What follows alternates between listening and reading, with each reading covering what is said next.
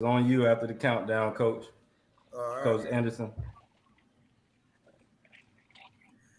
Good afternoon, and welcome to Straight Talks with postgraduate for postgraduate recruits.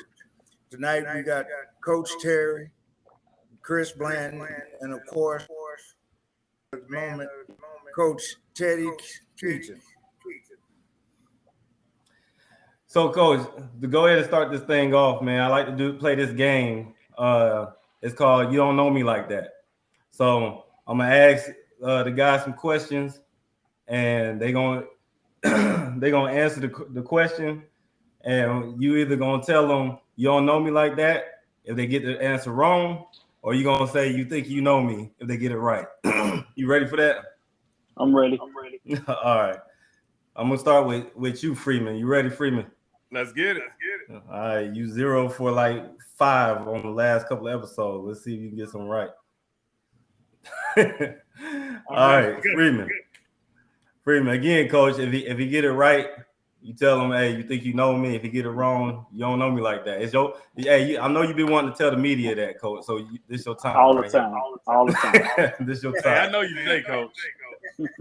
All right. So, all right, Freeman. So, Coach Keaton was the AIFL Coach of the Year in 2007, 2009, or 2005. 2009. You don't know me like that. Oh, Oh, come on, Freeman. You played arena. Come on, man. I thought I had. You was arena guy. I was. Where was that at, Coach?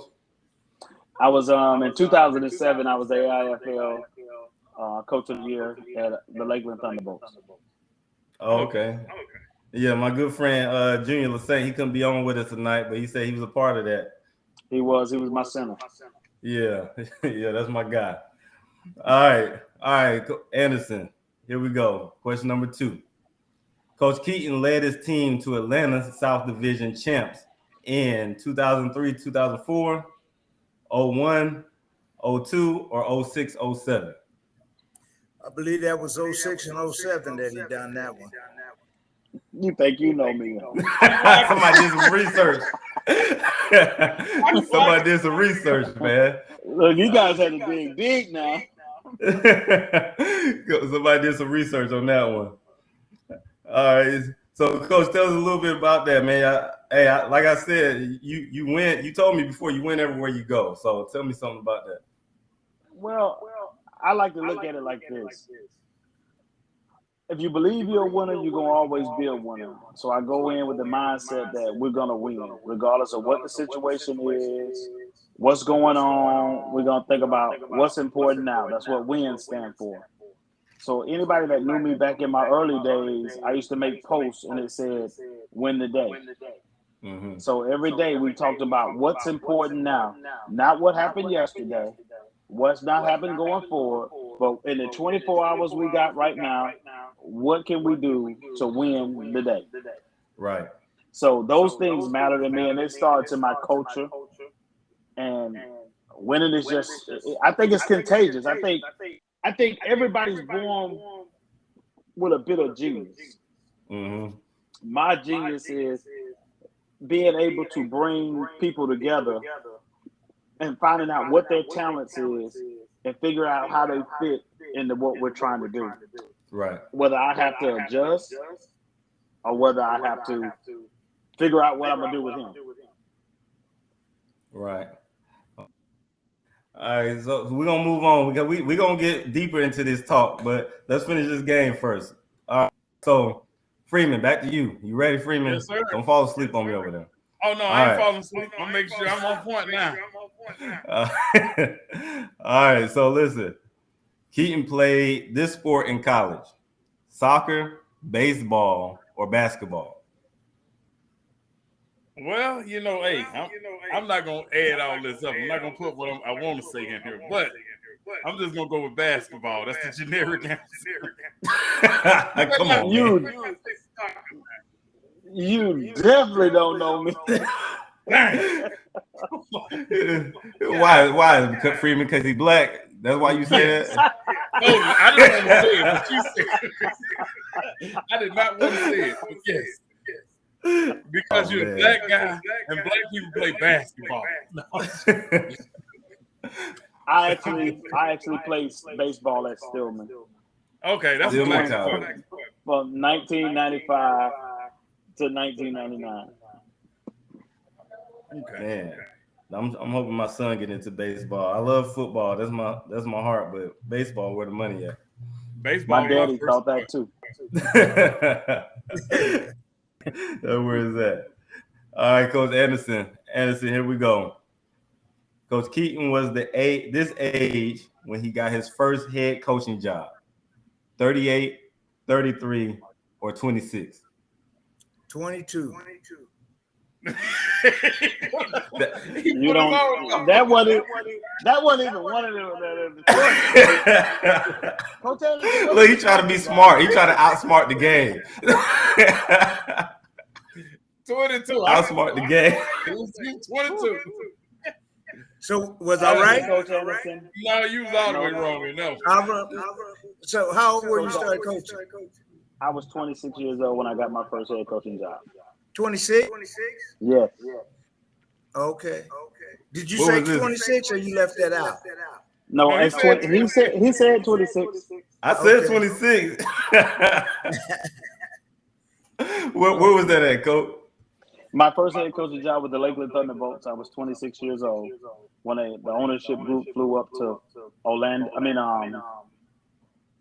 Odessa, Texas. I was the defensive coordinator.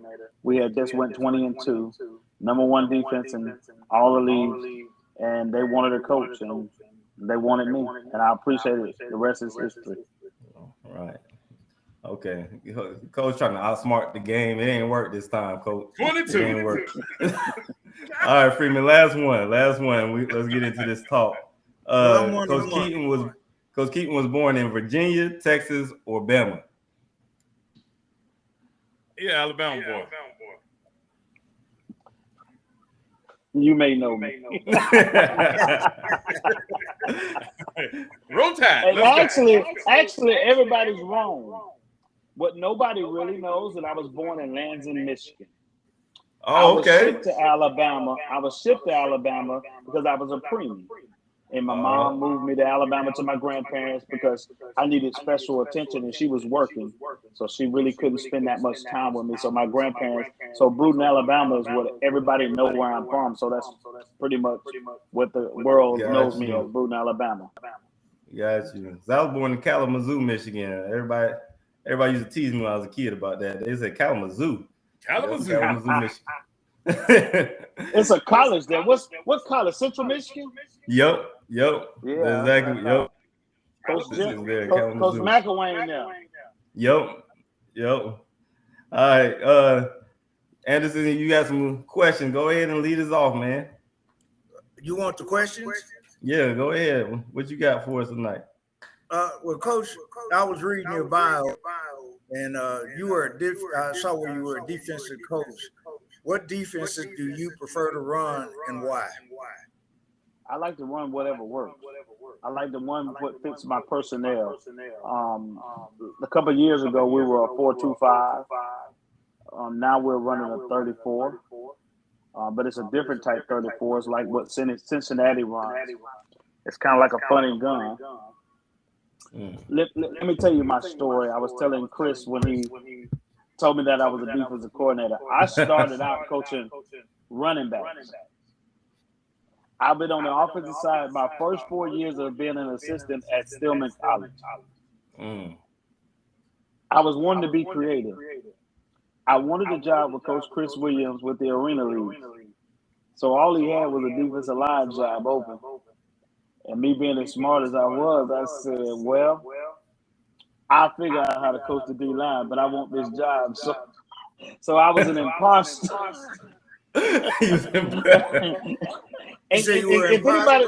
I was an imposter. So what I did is as the running back coach, you're responsible in the film room is for the defensive front, the front seven. So basically, you know what the blitz pickups are, the blocking schemes, the whole nine when you break it down film. So I kind of already knew what their responsibility at that time. The highest defense was the 4-3. Mm-hmm. So with that defense being as hot as it was, you kind of knew what the blitzes were, where they were coming from. So all I needed to learn was technique.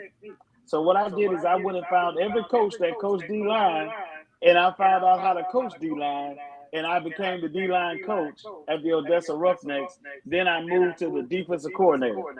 And I just kind of took a name, and I was really good at it because I tell people I don't care how many good DBs you got, whether you're an offensive coordinator or defensive coordinator, you win with those front seven. That's true. I agree, Coach.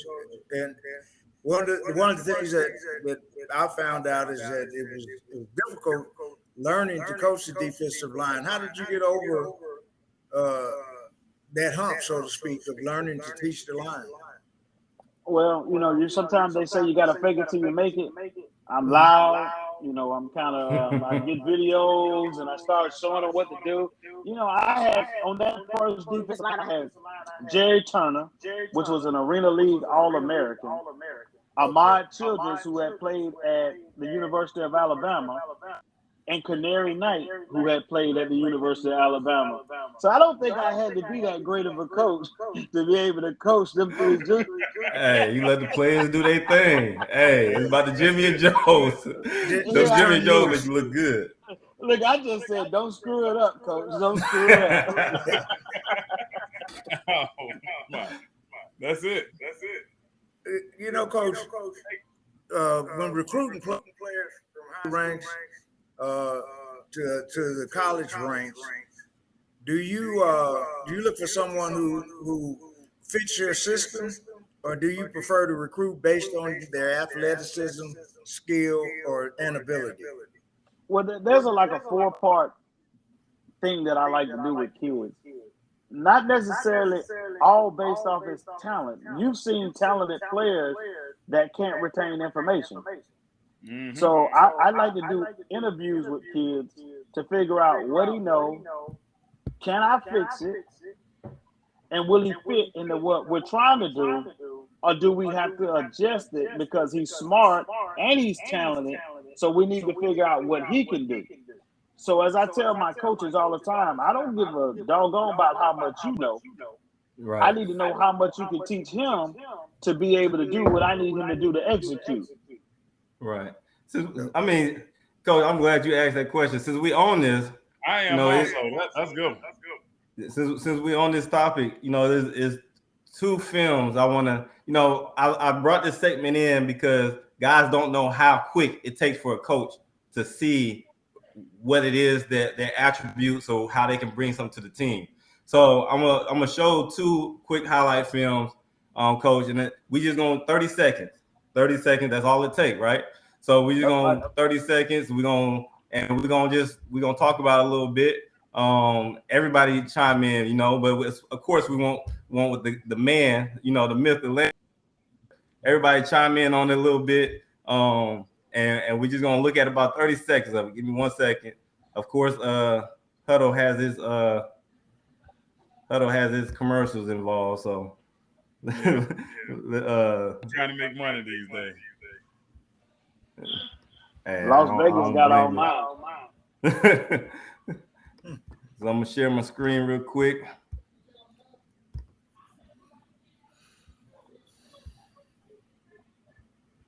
This guy right here is Aidan Morgan. Currently going to a post grad Bonneville Prep Academy. Let's see, where is it?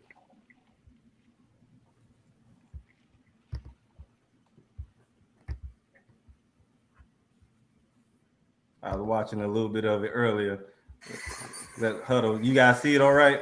Yeah, blow that thing up. Blow it up.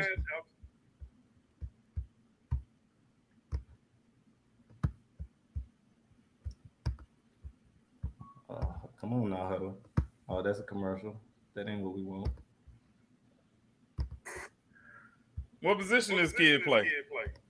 DN tight end. Aidan Morgan at Bonneville Academy in Central Florida. Okay, Bonneville Academy.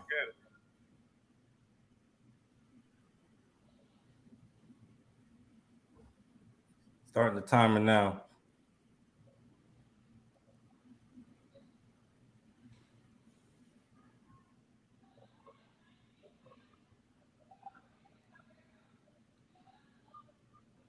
You can stop it. That's all you need. That's all. That's all you need. All right. We're gonna stop it right there. Now, I like what you just did when you said you can stop it. I teach my kids all the time. Whatever you're gonna do, your most impactful plays, you need to put them up front. Film needs to be visible. It needs to be visible, clear, and your first step is what I'm looking at from the whole jump. If you ain't got a first step, I take my time and sit back and sit away from it. But I tell my kids this all the time: clear film. What you doing? Are you fitting the defense? And can you make plays within fitting that defense? Freeman, tell a little bit. Tell Coach Keaton a little bit about you real quick, Freeman. Okay. So he don't think you just some guy talking. I played at the University of Mississippi. After the University of Mississippi, played for the Browns about 3 weeks. And then I got cut for a long list of attitude problems I didn't fix when I was young. Went and played in Canada for 2 years and played for the Spokane Shocks for 2 years. And then I dropped down to the IFL and played for about 4 or 5 years before I just let it all go. And I got a job. Yeah. I don't like you, Coach Teddy. I don't know what you use with the Spokane Shot, but when we was in Odessa, we were 16-0. Yeah. And the Spokane Shot came in and beat us, and we lost. We were 16-1. I don't know, but it was 2004 or 5. It was 2005. Okay. I was at Ole Miss then. Good. I'm glad you was there. I can talk to you now. Okay. So, but I ended up coaching at the University of Louisville as a grad assistant before I started coaching high school football. I did offensive line, played offensive line, coached offensive line, and I coached defensive line also. But I normally stick to my bread and butter, that's O-line, D-line. I never try to get too far outside of that. So Freeman, real quick thoughts on Aidan. Thoughts on Aidan? My number one thing, the film wasn't as clear as I would like to see. It had a little blur to it. Then I saw him, he was a big kid, but he had a little delay off the ball. Hands, he had hands, they were there. But this is a highlight tape. If you're not looking good, because highlight, you can suck the whole game. All you need is those few clips where you just doing your thing. Your highlight tape is supposed to get you to the full game film. And I watched a lot of game film at the University of Louisville. They used to sit us in those offices and you just next. But I like him, but he have a lot to work on. He has to get that first step impactful. He's a big kid from the film, the shoulders. Yeah, he looks like a big kid. Coach Keaton. He's not bad. He's not. Okay. He may not be Power 5 big ball football, but he could fit into 1AA. He came off the ball pretty decent. Not at the level he coached at. Mm-hmm. But if you're looking at our level, he could play. I saw him shed blocks. He did well there. He uses his hand, his change of direction looked pretty good. It was so spotty, so it wasn't clear just to see the takeoff. I don't know how maybe Coach Freeman got some X-ray eyes, but the last play I saw when I told you to stop it, I said that I saw what I needed to see. Right. And I would take a. At my level, at D2, we take a chance on a guy like that. You can't teach size. He plays well with his hands. He can change direction. Those three things, it means a lot to me. Getting off the ball means a lot, but you don't know how much emphasis his coach put on that. Sometimes these system players that they play in systems that they spend more time working on footstep, foot placement, hand placement, and they don't really work get off. But, every coach I ever been around that was great defensive line coaches, they first ABC drill is takeoff. Getting off the ball. That's what they run the hoops. They do everything. Everybody like them hoops, boy. Them hoops, you gonna find them everywhere. I don't care where you go. Them hoops is out there. They call it they gonna make a hoop. Drill. Double hoop. Now they got us doing triple hoops now, so it's hoop. The figure 8 done. Yeah. Dude. And have Go, each other. Anderson. I should have had you go first, Anderson. Well, for me, anytime I teach a position, I go by the book. So, it's first a stance, then starts, like you said. And what's your start look like? Can he get off on the proper feet? Can he use his hands once he gets into it? So that's what I look at. But I also noticed stance, like Coach said, it was flickering, so I couldn't really grasp everything. But he finished well, which which means that if you get the sacks, that's all that matters. Because we can fix it you can fix a system to where it allows him to get free or get around a weaker opponent. So, Chris, I don't want to jump in. I'm gonna jump in here, Coach. Go ahead. I think sometimes people overcoach people. Yeah, and we can look at that in the NFL. See, if I find out what he's good at, and I feel like okay, he may have a false start. In my mind, it might. Well, can we get this better? But he's still making sacks. He making plays. He closing down. He not late on the play. I won't put as much emphasis on it that some other coaches that I've been around that they wouldn't let him play simply because he couldn't come off or put the right hand down on which side of the ball he was on. Right. All right. Hey. I mean, do anybody know how? Go ahead, Coach. How high school coaches, they are very underfunded. There's not a lot of coaches at that practice. So you can't always judge it strictly off the film. So when I ask a coach, when I start looking at him, I say, send me a whole game film. And I let him pick the film that he feels that he played the best at.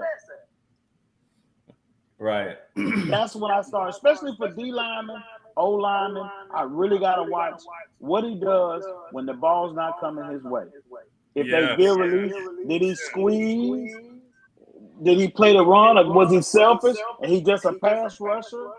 It's a lot of things that go into that evaluation that we got check sheets on that some people didn't bypass some of the check sheets, and I took it because they were just an athlete. Yeah. Well, Anderson and Freeman, I love y'all, but the man who get the money just said he like him, so. Hey, that's it. Hey, we ain't talking about money. Pass that money out, Coach.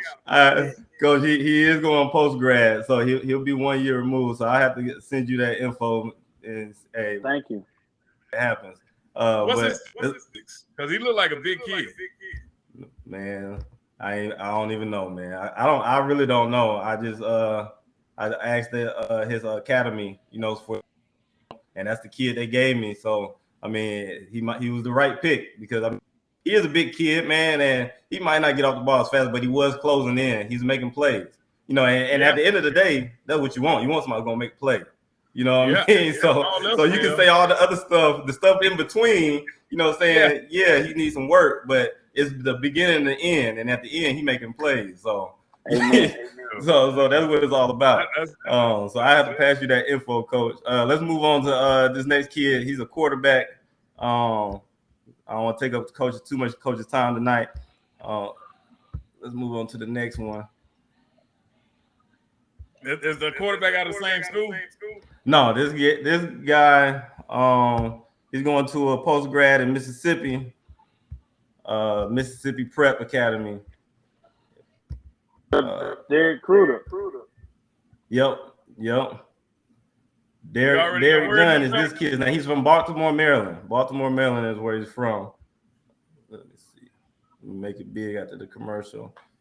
Baltimore, Maryland. Derek Gunn, quarterback. He's better be good because that's what Cruder played.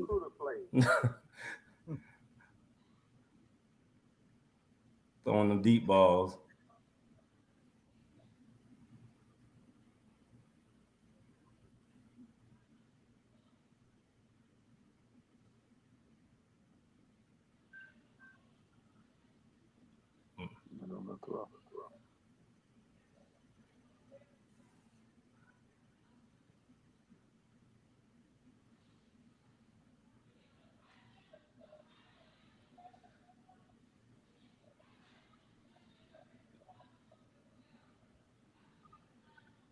You just stop me when you're ready, Coach.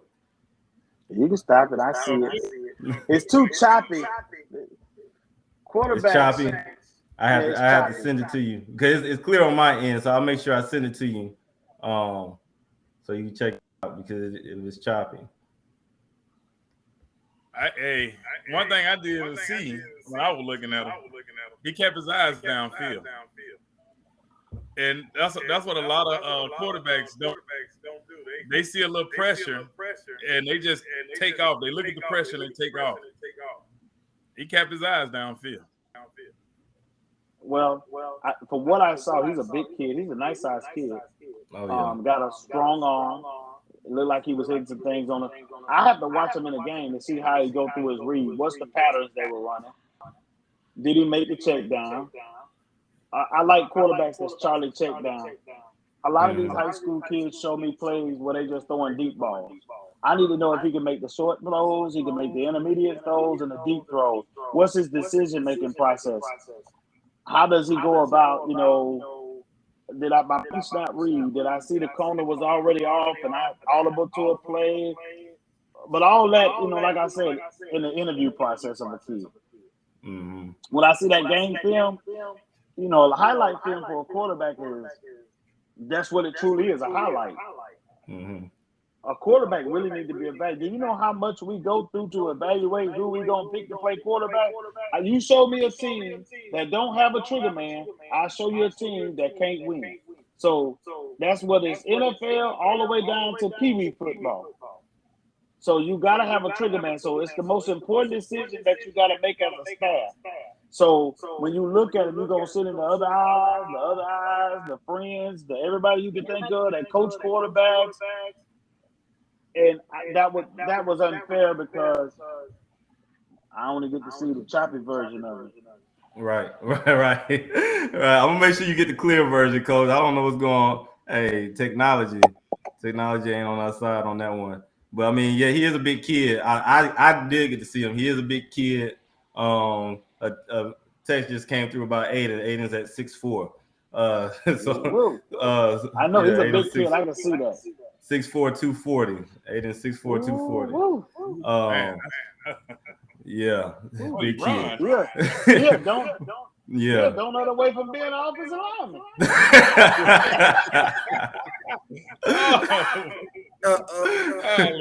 Or a tight end. Yeah. Hey, he plays tight end too. So, but back to Derek. So from what I did say, man, he moved. Beginning of his film was a lot of long, deep passes, which is great. He put him on the money, but what about that window? That's the thing. Throwing through that window. Coach, what would you want to see on film from a quarterback? Because that's the thing I always struggle with looking at quarterback. Quick games is a big thing. So 90% of big-time college football ain't deep football. It's Charlie check-down football. Everybody's going, if everybody can throw the deep ball, then they suck on defense. Mm-hmm. So a lot of them going to play cover 2, cover 5. You're going to maybe hit in those windows, the drives, the digs, where he hit the slant, whether it was a 3-step slant or a 1-step slant. Did he anticipate the throw? Did he throw him open, or did he left him out there to drive? Right. It's a lot of things I do to evaluate a kid. When you guys get a chance, I have a quarterback right now that's David Wright III, and he's number 1 in the SIAC. He's from Tampa Bay Tech. And if you go look at his high school film, you can see what I thought and why I saw and why he is who he is. Mm-hmm. Definitely. What's his name? Say his name again, Coach. David Wright III. David Wright III. He's from Tampa Bay Tech High School. Hey, if y'all out there listening, quarterbacks, Derek, you listening? Go look at David Wright, see what he's doing, see what kind of game he. But let's move on, man. Let's talk a little about Allen. What's going on at Allen University? Before you move on, Coach, I just want to agree with Coach.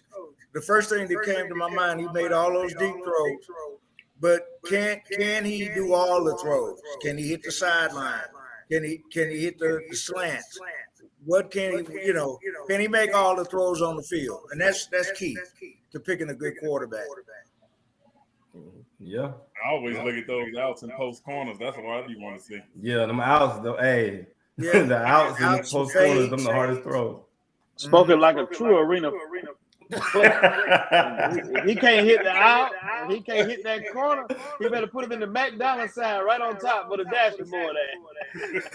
Hey, Coach, really, you know what? Since you said that, before we move on, do you incorporate that arena coaching into your outdoor coaching? Does that mesh any or? Yes, let me tell you why. Because of the angle.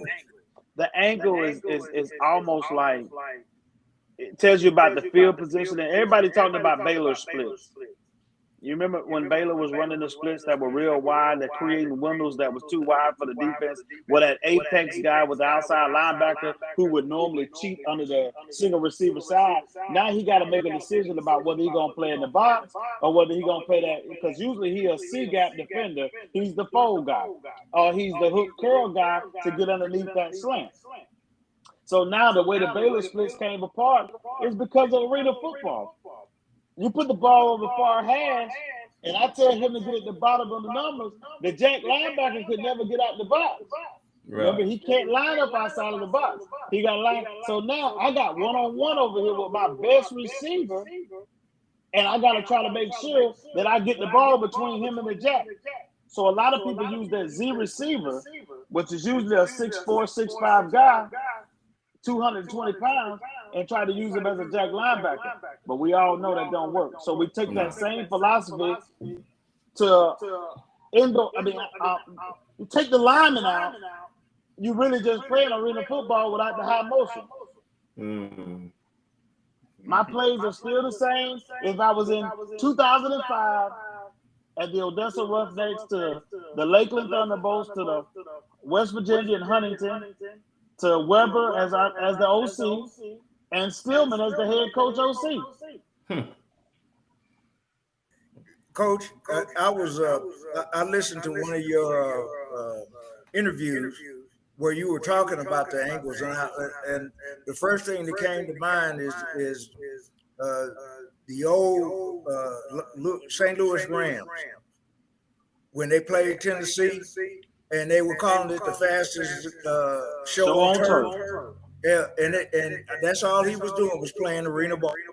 That's all. So how fast he was getting out of his hand? If you watch Tom Brady gets the ball out of his hand in 0.2 seconds. And that's all you want the quarterback to do. Get it out of your hand and let the play. Now. Right. Because he got the ball. So he freezing on us? Yeah,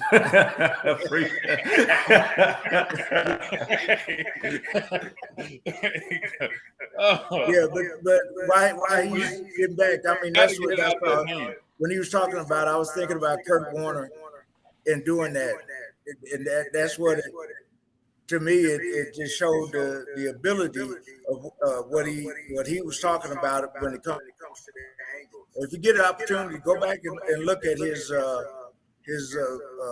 interview where he talks about the angles. It was good information. Mm-hmm. Yeah.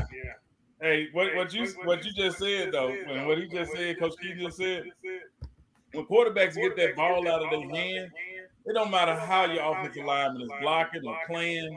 When the quarterback get that ball out of his hand, the ball is moving up the field. We take those 5 yards, those 10 yards, and you just march your way down the field. You have to have somebody who can get it. One pow. It frustrates the defense like no other when you get that ball out there quick. Yeah, right. To me, I mean that's important, and as a defensive coordinator, as a defensive coach, it is difficult to try to teach guys where they need to be on the field, how to read the quarterback, because he's making decisions so fast and so quick.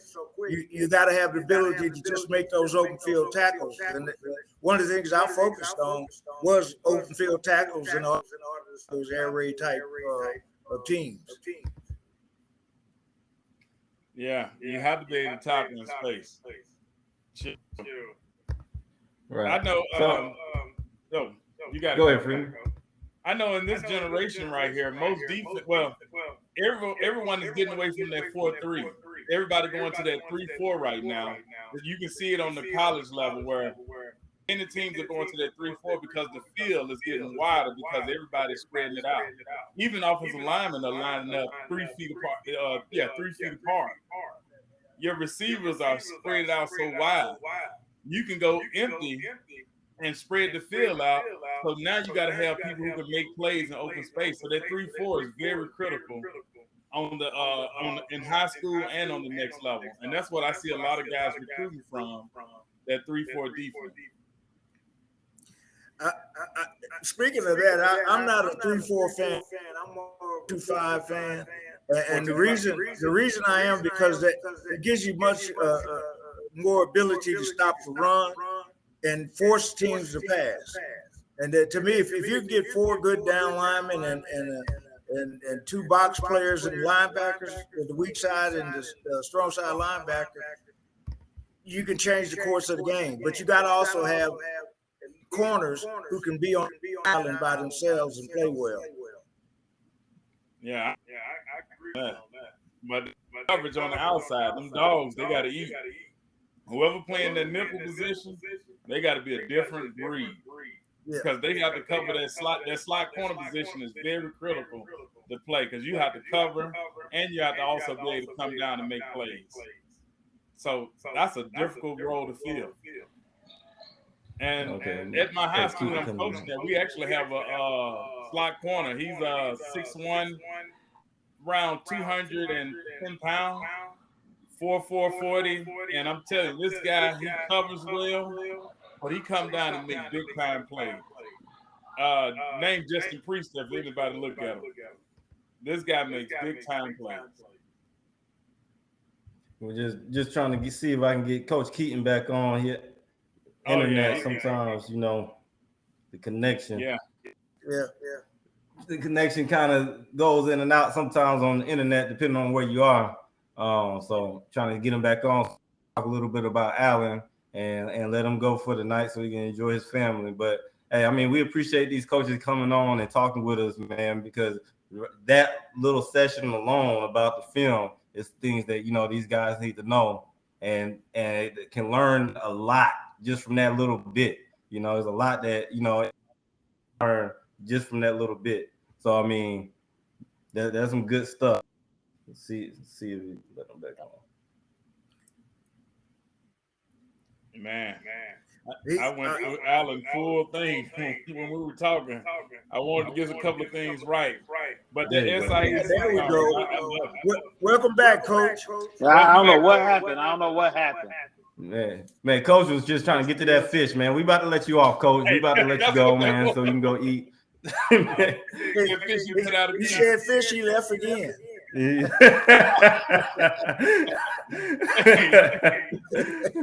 Hey, I understand. Trust me. He says Friday night, y'all got me on here talking football. I'm trying to enjoy the family. I'm actually enjoying you guys, man. Hey, Coach, explain the angles again and what when you're talking about your angles, and all that. Explain how you explained it in your interview that I watched. Well, the angles, it makes it. The field is 53.5 yards wide. And arena football is 43 and some change. So now all you got to do is, if the numbers say it's 13 yards to the hash, each hash, 13 and a half yards. So now when I line mine up from the tackle, you're talking about 2, 5, 7, and Baylor. Baylor means everything plus 2. Okay. So now if I take my tackle and the ball is in the middle of the field and I'm in what I call 2x2 twins, now instead of being at 5, we're going to say Baylor plus 2. So now the 2 inside slots going to be at 7 and the 2 outside receivers going to be at 9, which will put them at the bottom of the numbers. So now when you defensive coordinators put your apex guy there and I run the inside zone with the RPO, I can play with him because either he gonna have to apex out that box and try to split the difference, but he still got to play the C gap, and the ball got a cutback because you ain't got an extra hat for the box. So when the 4-2-5 came into play, that kind of helped it because now I'm going to dictate either you're going to play cover 2 or I'm going to make an animal call to the uncovered guy and I'm going to throw the ball to him right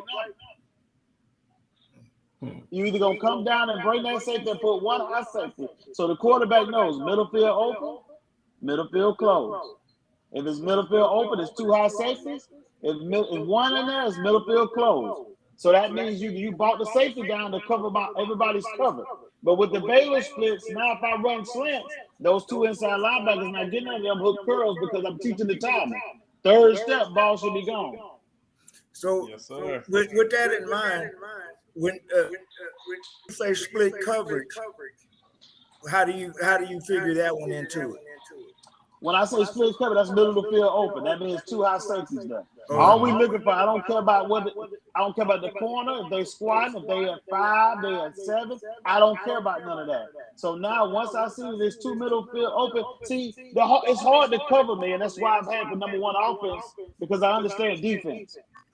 So now, when you talk about route running, we run it based off middle field open, middle field closed. So now, then the next thing we base it off is leverage. So if this guy don't expand, instead of running a seam route, he gonna turn around at 5 and work out. It's the air raid football. I would love to see some chalk talk on that, where you drawing it up. The doors of the church is always open, and we always accept the new membership. Coach Anderson trying to learn some things tonight. I see you, Coach. I see you. Coach, Coach, a question I like to ask guys is, what's a player that you say, man, that going to the NFL or NFL that you say, man, if I could have coached that guy, I would have loved to coach that guy. I would have loved to, you know what I'm saying, to be around and be able to teach that guy up or have that guy on my team. Russell Wilson. One of my favorite. I remember when he was at North Carolina. Everybody talked about how small he was. But if y'all watch Russell Wilson at North Carolina State, he was a baller. He was a baller way before anybody ever knew he was a baller. Drew Brees was the same way. I'm a fan for the short quarterback. Not because I'm short. You read my mind. So you a little biased, ain't you? my quarterback right now is only 5'9.5". The one I got at Stillman was 5'7". Man, the one you got now is playing some ball. I've seen some things. He is a ball player. He's a field general. He understands. He's an extension of the play caller. And I don't call the plays anymore, but I have a heavy role in it. But my thing is that if my quarterback can become an extension of us, and Russell Wilson was the first black quarterback that was really short, they said that he couldn't digest the NFL playbook, and look at him now. And look at the throws he makes off balance, just wow. I mean, any of y'all, maybe I'm the only Russell Wilson fan. No, I like Russell. Yeah, I'm a fan of him. I'm listening, Coach. I'm all ears, and you're right. I mean, I love Russell Wilson since he stepped in and began to do what he do, and now that he's going to Denver, I think he's going to take them back to a Super Bowl. I pray that he does. As long as he don't beat my Patriots. Oh my God. No comment. Hey, Coach. Yeah, can you tell us a little about Allen University? There you go, Coach Terry. I'm with you. What'd you say? Can you tell us a little about Allen University for the guys who are trying to be a part of the program? Well, let me tell you, Allen is a small diamond in the rough. My president, Dr. Ernest McNeely, presented an opportunity for me that has been nothing but a challenge, but it has been a learning curve for me. And we started 5 years ago. We've only played 3 years on the field, and every year we've gotten better and better and better. We took a bunch of guys from post-grad this last season. Feltram in Haines City, and we tried a couple guys out of Indianapolis. Yeah, I had a couple guys from the Indianapolis team that just didn't work out. I think they won the championship. in the post grad thing. I'm always been open for post grad guys, and Allen is a up and coming, going to Division II. We play in the SIAC. We had the #1 offense last year. I got 3 top players in Division II. My quarterback, 2 of my receivers. I got a linebacker that's played post grad football in Birmingham. Prep. Oh yeah, that's a good one. Hello? Yeah, we hear. Can you hear us, Coach? You froze up on us again. Froze again. Man, he was getting good too. Man. It was getting good. Man, I actually was able to go down and see Allen. I went to camp at Benedict College, and I got to see the Allen, which is right across the street. Man, it's a nice campus, man. And there's a lot of good things that Coach is doing there. He's building a lot there, and he goes for the talent. He ain't lying. He goes for the talent. The guys are gonna help him win, and he knows how to use the talent. It's about them Jimmy and Joes, you know. And I mean, some guys, you know, if you get the kid might be 5'9", then you can do some things with him, you know. Exactly. You know, he knows how to use the talent that he gets, you know, size or not, you know. I mean, everybody wants to get, you know, the guys that meet the size for that position, but he knows how to use that size to his advantage and win some games. Yeah, my best defensive linemen that I coach right now, both of them are undersized. Like everyone who has size that I coach right now, they already have their offer. But the better guys, the ones who make the majority of plays, don't have any offer. And I continue to tell them it's because of your size. And my defensive line that I coach right now is so ferocious, but the size is the biggest thing. And I'm inside the 3-4. So if you're inside the 3-4 and you're taking on those double teams, or you demanding the double team, and you those double teams are still making plays, you're doing something different. But I also teach you how to play inside the 4-man front, the 3-man front. 3-man front is just basically, you know, cut to your gap, you know, cause havoc. When we go to 4-man, there's a lot of 2-man that you have to play, or, you know, you got responsibility.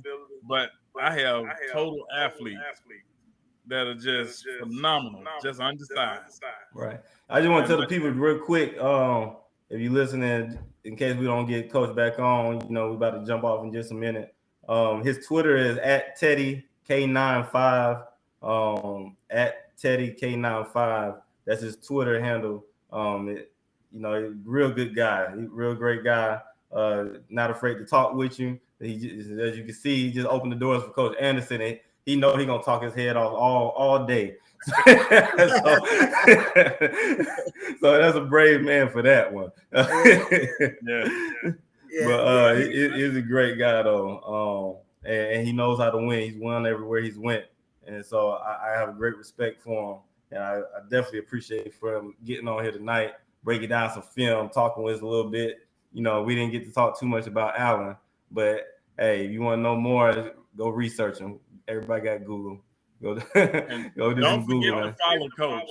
Don't forget to follow definitely go follow him on all his handles. Right. One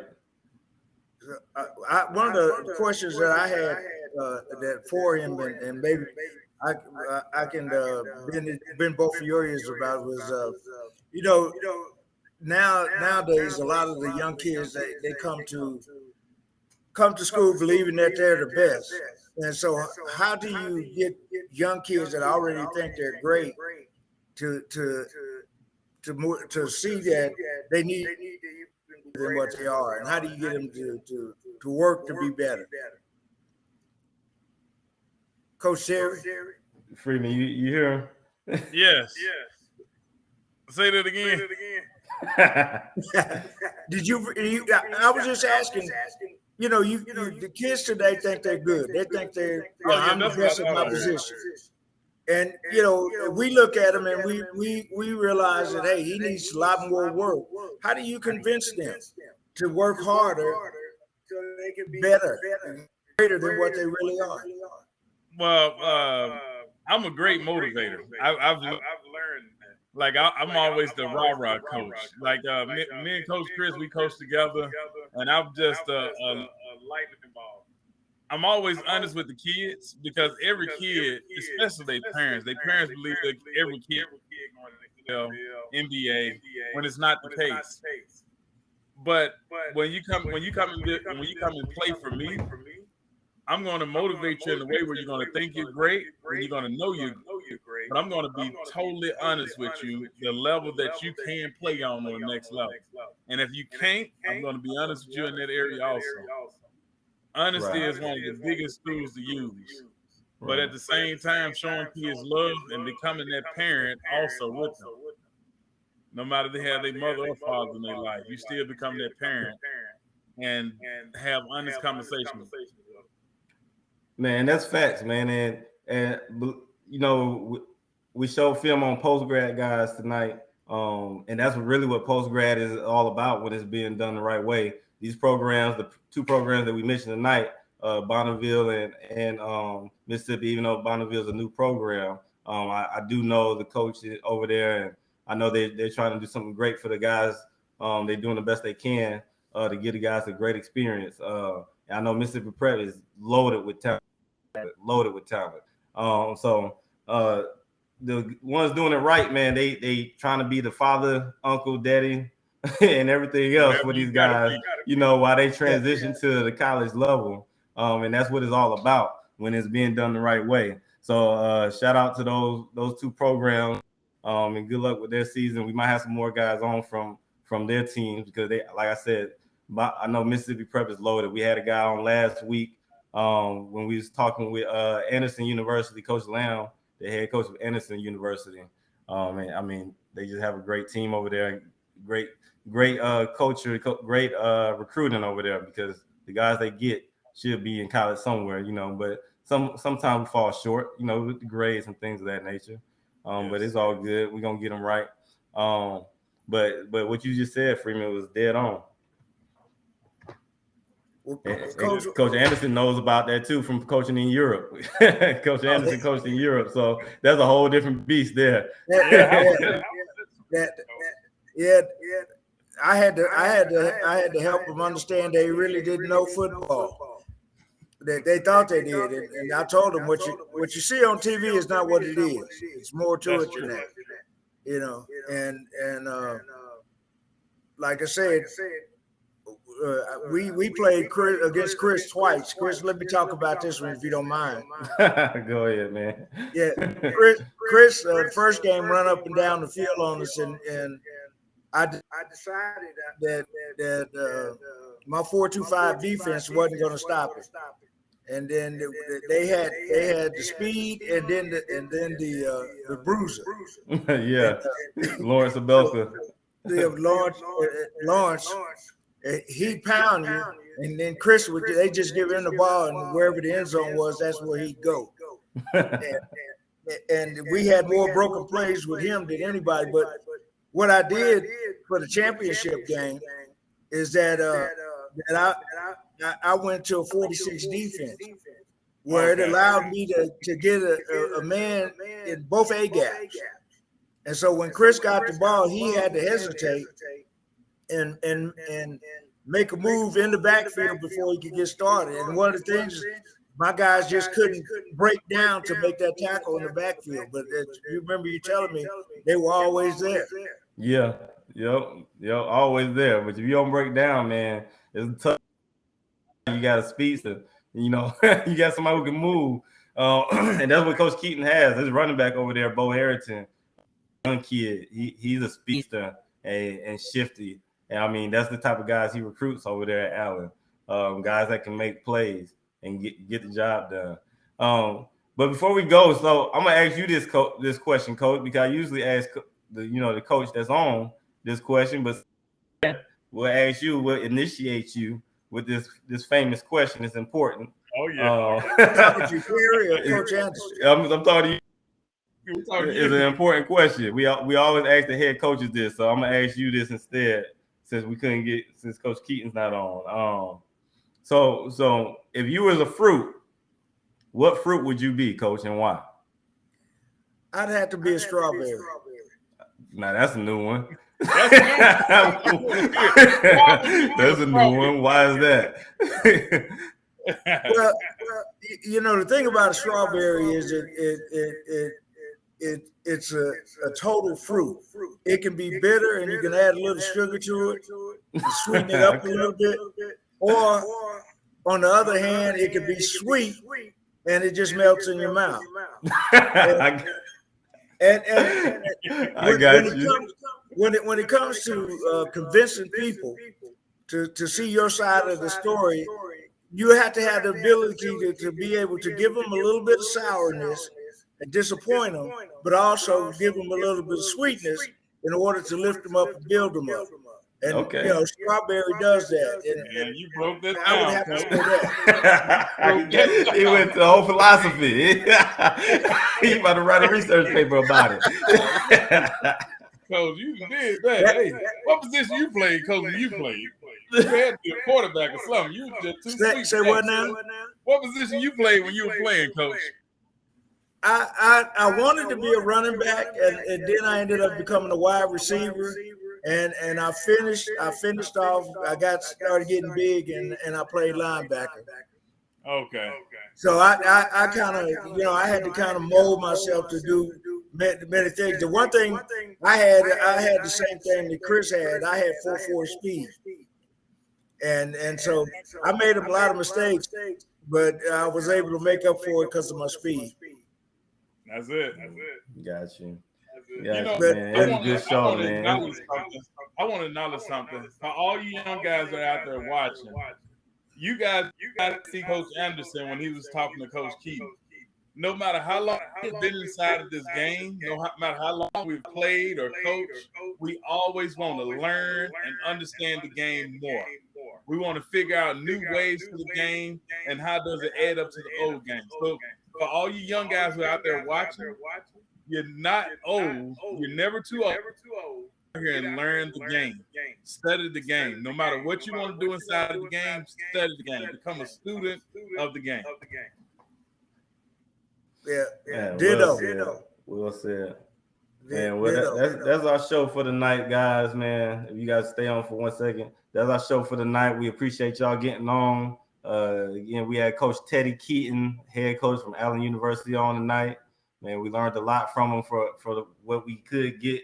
But if you want to learn more, hey, go visit the school, go on campus, go see a game, get there, learn more about the program, research more about the program, and the coach. Great program, great coach. So that's it. That's our show for the night.